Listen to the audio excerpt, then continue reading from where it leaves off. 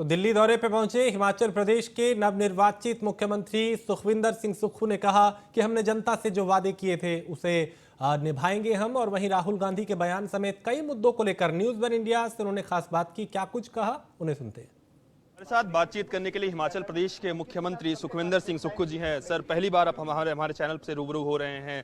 सबसे पहला सवाल यही रहेगा कि हिमाचल प्रदेश के लिए विकास के कार्यों के लिए क्या कुछ आपके पास चुनौतियां हैं अभी फिलहाल? जो भी चुनौतियां होंगी उसका सामना करेंगे, समाधान ढूंढेंगे और उसके बाद आगे बढ़ेंगे। सर, विकास के कई वादे कांग्रेस पार्टी ने किए थे जब चुनाव नजदीक थे, तो क्या उन वादों को पूरा करने के लिए सरकार उस दिशा में आगे बढ़ रही है? विकास के वादे नहीं किए थे हमने गारंटी दी थी। वादे तो पूरे हो सकते नहीं हो सकते, लेकिन गारंटी पूरी होगी।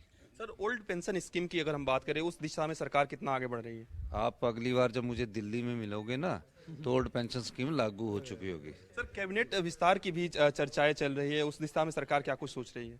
कैबिनेट विस्तार में सोच रहे हैं, समझ रहे हैं, सब लोगों से बातचीत कर रहे हैं और फिर एक अच्छा मंत्रिमंडल आपके सामने आएगा। युवा चेहरों को भी मौका दिया जाएगा आपकी बात? युवाओं को जरूर मौका मिलेगा और अनुभव को भी मौका दिया जाएगा। सर, भारत जोड़ो यात्रा के 100 दिन पूरे हो गए हैं, आप भी सम्मिलित रहे, तमाम कांग्रेस के कार्यकर्ता सम्मिलित रहे।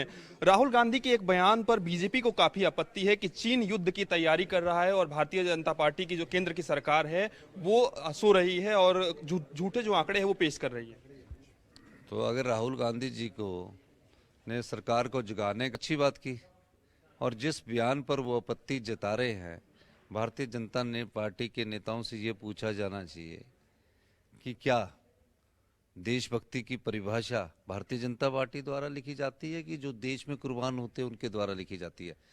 श्रीमती इंदिरा गांधी राहुल गांधी जी की दादी थी ना, राजीव गांधी जी पिताजी थे ना, उन्होंने देश की एकता और अखंडता को बलिदान दिया।